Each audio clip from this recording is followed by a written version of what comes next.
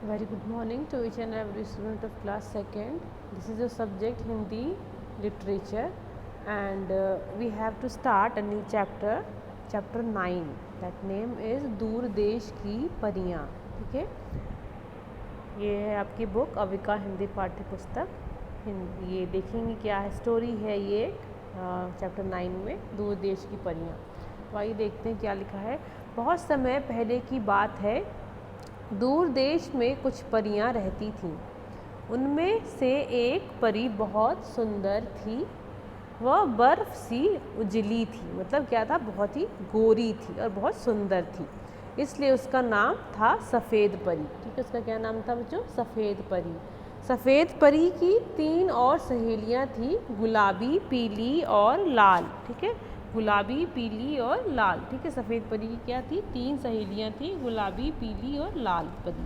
चारों सहेलियां साथ साथ रहती, खाती, खेलती और सोती थी.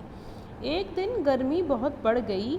तब सफ़ेद परी ने कहा, चलो कहीं दूर सैर करने चलते हैं. ठीक है, सफ़ेद परी ने अपनी बाकी सहेलियों से कहा. अन्य सहेलियों ने सफ़ेद परी की हाँ में हाँ मिलाई. वे गाने लगी. ठीक है, हाँ में हाँ मिला के वो गाना गाने लगी.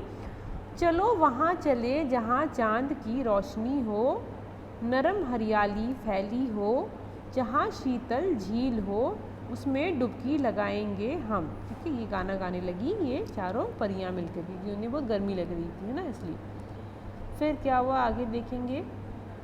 उड़ते उड़ते चारों परियां नील देश में जा पहुंची. ठीक है, कहाँ पहुंच गई वो? उड़ते उड़ते नील देश में पहुंच गई. वहाँ उन्होंने देखा कि नीचे सुंदर महल है. ठीक है, फलों के ऊंचे ऊंचे पेड़ हैं, पास ही झील है और बड़ा ही सुंदर मनोहर दृश्य है. ठीक है, जिस जगह वो पहुंची बहुत ही सुंदर जगह थी वो. उसके बाद क्या हुआ, चारों परियां फूलों के एक बाग में उतरी. वहाँ हरी हरी नरम नरम घास थी. नरम घास पर लेट कर परियों ने अपनी थकान दूर की. फिर वे फूलों के बीच खेलने लगी. ठीक है, उन्हें खूब मज़ा आ रहा था. वे सब ज़ोर ज़ोर से हंस रही थी. ठीक है, एंजॉय कर रही थी वो आपस में. ठीक है, अब तो मैं बहुत थक गई हूँ, गुलाबी परी ने कहा. चलो झील में डुबकी लगाते हैं, सफ़ेद परी ने बोला. ठीक है, फिर चारों सहेलियाँ नीली झील की ओर उड़ चली. ठीक है, नीली झील थी वहीं पास में, देख रहे हैं आप. सब चारों जा कर के पानी में खेलने लगी. ठीक है, इसके बाद क्या हुआ, फूलों का यह बगीचा नील देश के बहुत सुंदर राजकुमार का था. ठीक है, ये जो देश जो था किसका था? कि किसी एक राजकुमार का था. वो प्रतिदिन प्रातः काल वहाँ टहलने आता था.